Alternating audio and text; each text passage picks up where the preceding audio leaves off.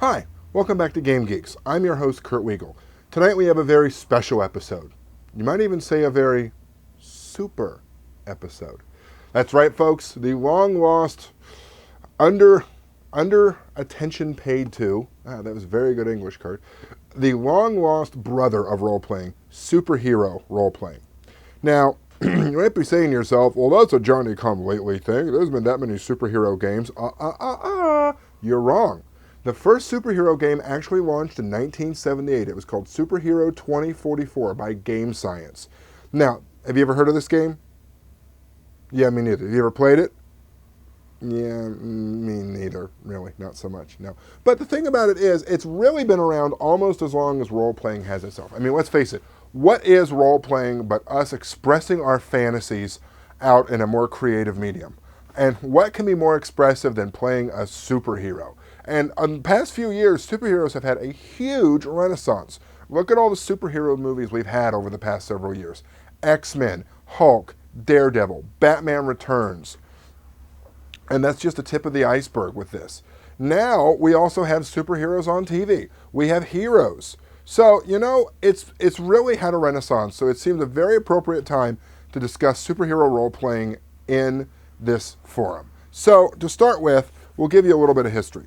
Champions First Edition, launched in 1981. All right? This is a really, I'll be blunt, it's pretty dated now. The system's a little crunchy, and it got worse and worse and worse. Champions eventually fell into the fold with other games that used really complicated engines. Champion has a few issues, but if you like a piece of history, this is it. It was followed not too long in 1983 by Superworld. Now, Superworld is kind of unique because it's a Chaosium product, and it uses the basic role-playing engine that Chaosium uses in games like Nephilim, Call of Cthulhu, and Elric. The thing about Superworld is, yes, you can create a superhero to fight Cthulhu. You heard me right, a superhero to fight Cthulhu. If there's ever been a more worthy cause, I don't know what it is. So, then we had a dry spell for a while. Like I said, superhero games have kind of come and gone. There are, of course, licensed superhero games. I mean, let's face it, the big two out there, DC and Marvel, have both had multiple iterations of their games. DC, one of its iterations looked like this, DC Heroes.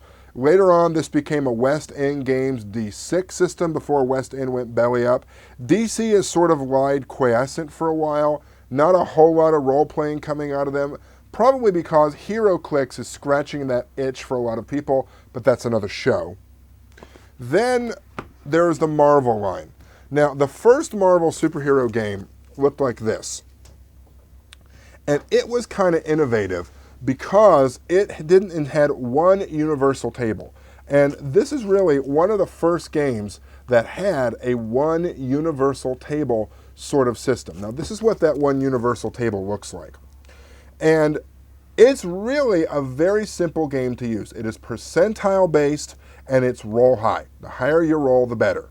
So, each column was subdivided with an attribute going from Shift 0 and Poor all the way up to Beyond for the truly cosmic powers.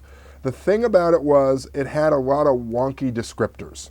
Some very unusual adjectives, like, you know, I have incredible power. Well, how does incredible compare to amazing or monstrous or excellent?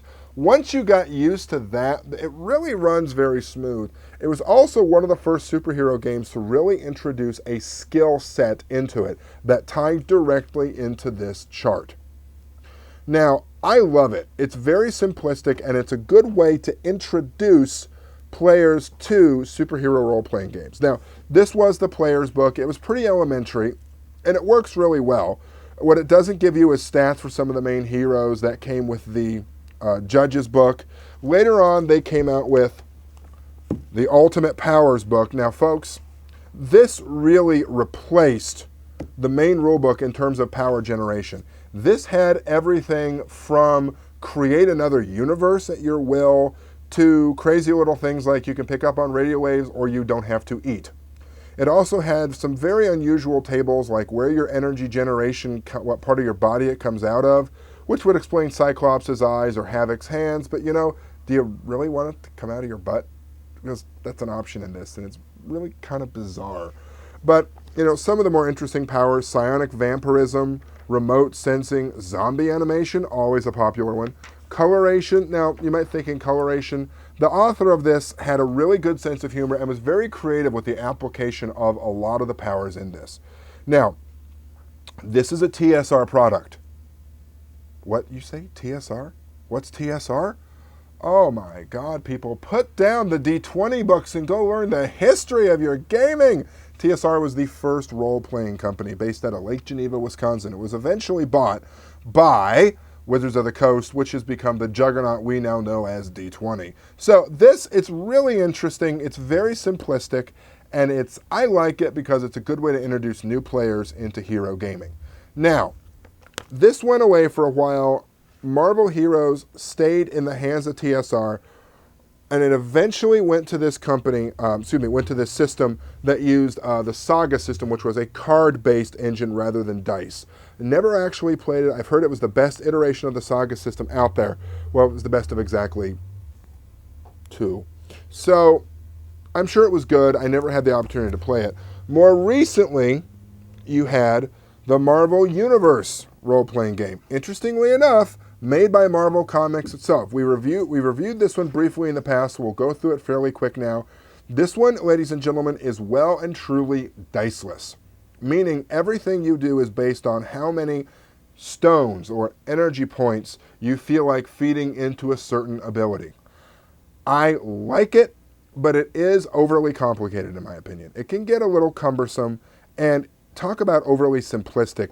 This is it. There's not a real lot of depth or complexity there. And it really doesn't even, now normally games like that you might say, oh well, that encourages actual role playing or actual part playing or acting, and it really didn't do that good of a job with it.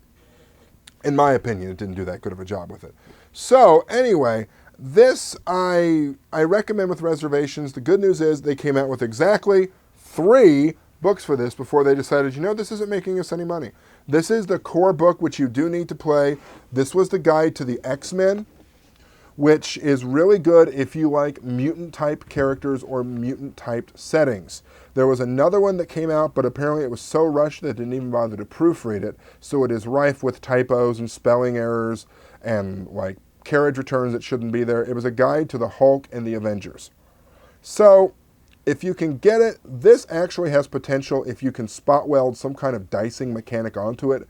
I always thought it'd be kind of neat if you had a certain number of pool of dice to pick from that you feed into something. And that way that helps determine whether or not you succeed. This doesn't work that well for that purpose. Now, then it lie fallow for a very long time. Then there was a real resurgence of superhero games about 3 to 5 years ago. And 2 companies came out with really strong games about the same time. One of them was Guardians of Order, a Canadian-based company that produced Silver Age Sentinels. Now, what I have here is the D20 version of Silver Age Sentinels, which they made 2 versions of this game. One of them was D20, the other one was TriStat, which is their home system, which is the same game that runs BESM, Big Eyes, Small Mouth. This is interesting. Honestly, I was not fond of their interpretation of D20 here, mainly because it was class-based. So you had the Powerhouse, you have Speedster, you have Flyer, you have all these other classes, and you can interclass and you can multi-class, and it just gets kind of confusing. But it was, however, a point-based game, meaning you have a certain number of points that you build your character with. That's determined by the power level. Do you want to play a real gritty, down on the street level game, sort of like Daredevil? Do you want to play something more mid-level like X-Men or Spider-Man, or do you want to play the Avengers? Or do you want to go all the way and play something like Sandman and the Endless? You can really support it with this. It works okay. It's a little complicated for my tastes, but unfortunately, Guardians of Order kind of went out of business either late last year or early this year, so it's not really supported anymore, but you can probably find these on the cheap pretty well. Now, compare this to the other company that made a D20 superheroes game, Mutants and Masterminds. Ultimately, both Silver Age Sentinels and Mutants and Masterminds describe themselves as the world's greatest superhero role-playing game, or the ultimate D20 superhero role-playing game. And you know what, folks? They're gone. This survived. This is neat. It is D20, but it is classless. You build everything with points. You buy feats with points. You buy skill ranks with points. You buy your powers with points, your attributes with points. It's really groovy. Honestly, it's a little clunky for my taste. I won't lie to you. Generally I like really smooth, fast-going systems. But for superheroes, I think you do need a certain amount of clunk, especially if you're like, oh, well, Superman and Shazam are fighting. Who's going to win that one? Well, this really helps you spell that out a little bit better. Is someone stronger? Does someone use magic? This is really good, and one of the neat things about it is it has a completely full-color interior with really neat art that is, I'm looking for a piece of really neat art, superhero-inspired, but not necessarily terribly derivative. I really like it. It's on my I want to play it list. And I can't say that for very many D20 products, honestly. It's on my I really want to play it list. Now, there have been others. Champions has had 5 or 6 iterations. Hero has had 5 or 6 iterations. Honestly, after a while, you get to the point where you're like, okay, we get it. It doesn't work that well. Do else. Mutants and Masterminds, I think, will be around for a while, mainly because, as one person I once talked to said, I can do Mutants and Masterminds when I'm hungry and cold. I can't do that with Champions. Mutants and Masterminds wins. It works really well. Now, more recently, there have been a number of small press indie games that have done superheroes and apparently done them fairly well. One was called appropriately Capes. Another one is called With Great Power. They're more character focused than they are necessarily numerically focused. I think it's interesting, and I think superhero gaming will be around for a while because ultimately, superhero gaming is about empowerment and wish fulfillment. And there is almost no other genre that allows for this as easily, as quickly, or as readily as superhero gaming. Supposedly in the next few years, Unisystem is going to crank out their superhero game. They're actually, I take it back, probably later next year, they're going to come out with City of Heroes role-playing game, which is directly based on the City of Heroes computer-based game. I'm not real thrilled about that because I've never played a computer game. They're also doing Beyond Human, which is their general superhero-type game. If you're really interested in a lot of power, get your hands on Armageddon by Eden Studios. They have it their own. It's sort of a supernatural or biblical-based superheroes, but it's still pretty groovy if you want the truth. So, to summarize, superhero gaming's been around almost as long as role-playing itself. It's a really good genre to get into. I recommend giving it a spin with the right group. It can be a lot of fun. You can play everything from your traditional four-color, halt, evildoer, do not rob that bank, to something a bit more visceral like the X-Men or where you're hunted, or even cross-time games. It really opens up a very broad spectrum of games for you, as long as you're aware that the characters get power really fast, and if you empower your characters early, they'll be happier with it. One more thing about superhero games I wanted to talk about. I forgot it, and it's the most interesting take. Ladies and gentlemen, the most unthrilling cover you'll ever see. Aberrant. I bought this as a download from drivethrurpg.com. You can do the same. It's a legal download. It's not an illegal file sharing software system. Aberrant lets you play, oh my God, level heroes. I mean, you start out with characters that could probably give Superman a run for his money if you knew how to work the system. Now, the neat thing about Aberrant isn't the fact that you're playing these god-awful powerful characters. The neat thing about it is twofold. One is how you get your powers. According to the backstory, now this is one of these games where the backstory is tied intimately with the game engine itself. Most of the ones I've talked about earlier, you can really divorce and have anything trigger your superpowers. In Aberrant, the engine and the game system, I should say, and the plot are intricately linked. And what would you expect from a White Wolf Games product, really? Aberrant, there was a satellite that blew up in orbit in, I want to say it's like next year, 2007. There's a satellite that blew up in orbit, and after that, people started exhibiting these superpowers because There is a node in your brain that allows you to funnel quantum energy.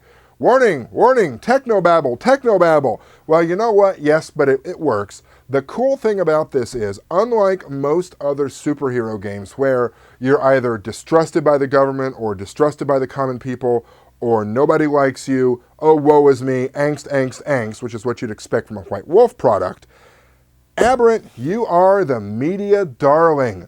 Everyone loves you. You are the new pop culture sensation. You sneeze and people want to be just like you. You wear a shirt and that shirt will be mass produced and sold by the Gap. Aberrant, you become this ultimate pop culture icon. You are the new darling of the media.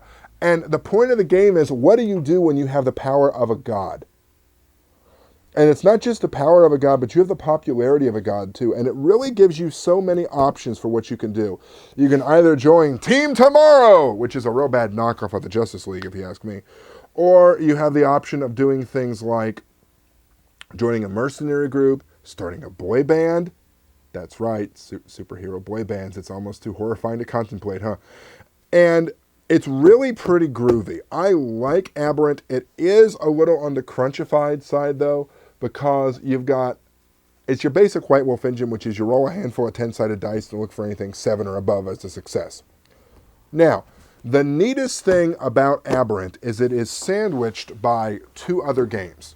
Now, what they did when they made this game line is they had a trilogy of games in mind, which was going to be a past, present, and future of one setting. It is not the World of Darkness setting, even though it's made by White Wolf Games. But it is very clearly a past, present, future. But what they did that was really cool was they started with the future game first. So they ran it backwards. The future game is called Trinity. You can get your hands on Trinity fairly easy on sites like eBay, maybe even buy.com or Amazon. Trinity is really groovy because it is a science fiction game that's kind of not. It really contains a lot of what you want in a sci-fi game. Technological paradises, cyberpunk dystopias, catastrophic ruins, outer space exploration. Everyone in this game has psychic powers. Now, not just he's holding up a card with 3 wavy lines. It's more telekinesis, pyrokinesis, biokinesis, all these crazy things you can do, and you end up fighting the Aberrants. Aberrants, you say? Wasn't that what I just talked about? Yes. Now, the Aberrants in this game are the big bad guys that almost destroyed the Earth and are waiting for you in space. They're the monster under the bed, and just beyond the signpost it says, "Here lie the dragons." This game, they're the villains. In Aberrant, you find out why they're the villains. You find out what's going on. There's a lot of interplay between these games, and a lot of the assumptions that you make as people in the Trinity game don't always hold true to what happens in the Aberrant game. All right? It's a really neat setup how it goes from Trinity first, and it had a wide number of supplements that were of varying quality. It's a good game. Aberrant is a lot of fun. So Trinity is set in the future. It's the end of the 22nd century. Aberrant is just barely ahead of our time. Then there came the third game in the line, which ironically had the least support because it died on the vine. But at least they got the book out. Adventure! This is the game of pulp action. Pulp along the lines of Indiana Jones, pulp along the lines of The Shadow. All of those things tie in here. What's neat is this is actually the prehistory of these other 2 games. So, the big bad villain in Trinity, the big bad person of questionable morals, you don't really know where he falls, in Aberrant, and this game is just getting started as just a normal guy who ends up getting a lot of these super pulp type powers, psychic powers, not a la Akira or Scanners, but more a la the Shadow or the Spider. Pulp powers like Indiana Jones, Doc Brass, all of these characters tie in, and this is where it all starts. I think it was a really neat and adventurous idea that they tried. It works fairly well. Trinity was well supported and had a really good vision for where it was going. Aberrant went through a variety of game developers that honestly, it kind of lost its focus about 2/3 of the way through its run and then just sort of died. Adventure, on the other hand, only had one product, and they put everything they wanted to in this one product. It's really good. It's really neat. I recommend getting your hands on these games if you can. They all use a storyteller system. They're all a bunch of D10s. It just depends on what you want. Low-end supers, high-end supers, or more sci-fi supers. They all really tie in along those themes. Now, kind of one more superhero thing to talk about. Not really. Hellboy, a tie-in. Hellboy is interesting because it is a superhero game, in my opinion, because most of the players are going to have either like indestructible powers like Hellboy or Roger, or pyrokinesis like Liz, or I don't know exactly how you describe Abe, or Johann Kraus, but this runs on what they call GURPS Lite. And I'm not a big GURPS fan. I'm really not the biggest fan of GURPS. But what's interesting about this is, one, Mike Mignola worked on them to do this. Secondly, all the art is taken right from the comics. So this was actually a piece that was specifically made for the game, and it fits right in. You'd think you were reading a Hellboy comic at this point. It's less dark. Hellboy's not as dark of a setting as I would have thought it is. But this does let you play pretty darn powerful, supernaturally powered superheroes. I like it, honestly. I don't know that I would run it with this engine because, like I said, I'm not the biggest GURPS fan. But it's really pretty groovy. I really like it. It's fun, and if you like Hellboy, it's worth getting. So, we're done with supers for a little bit. Let's just move away from supers for a while. One more game to talk about. Bug Hunters. They actually got this name from Aliens. Remember that scene in Aliens when Hicks says something like, is this another bug hunt? That's where they got this. Now, this was part of the Amazing Engine line, which was a very abortive attempt to do a game. Basically, the point of Amazing Engine is you make one character and then you can play them in all of the different iterations they have for this. They had Bug Hunters, they had Tabloid, they have for Queen and Fairy, which was sort of a Victorian urban fantasy type game.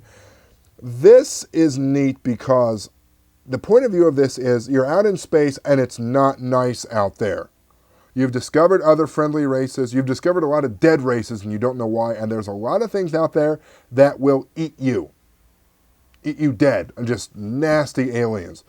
This takes a lot of inspiration from the movie Aliens, but they take it a different spin because what you are is you're called a sinner, which stands for synthetic human. Someone donated genetic material and they cloned you in a forced-grown clone vat tank, and you are a third-class citizen. You're made for one purpose, which is to explore space so they don't have to waste valuable humans doing it. It's pretty darn gritty. Like the tagline for the game is, travel to new exotic worlds, see strange new life forms, and kill them before they kill you. This has a very Babylon 5-ish backstory to it, where it's sort of a meta plot. I don't want to give it away too much, but what's going on is there are two alien races out there that have been fighting with each other for millennia, but they don't fight directly. One is sort of a technological advanced species, one is biologically advanced, and they keep sending their minions after each other. And the minions are the critters that you keep fighting. Has a lot of potential. The engine itself makes absolutely no sense whatsoever. I'm smarter than the average bear. I've read this 4 or 5 times. I can't figure it out. But what's neat about it is the background on playing the synthetic people, the monsters you find, some of the technology is neat, and they give you, in this book, probably what is one of the most accurate star maps that you're ever going to see. This actually has real stars, real sequence stars, located above and below the galactic plane. It's really pretty groovy. It's not quite as real physics as a game like Traveler is, but it's getting there. FTL doesn't really work. You have to go into sleep and they accelerate the ship really hard, then slow it down, sort of like jumps where it needs to go. I recommend it if you want something different, but for God's sake, port it over into another system. That's all we got for you tonight. If you have any questions, comments, or rude remarks, or you just want to write something nice to us, I'm sure our 2 fans out there want to do that. Please feel free to email us at this here, knwiegel@yahoo.com. And for Game Geeks, I'm your host, Kurt Wiegel. Good night.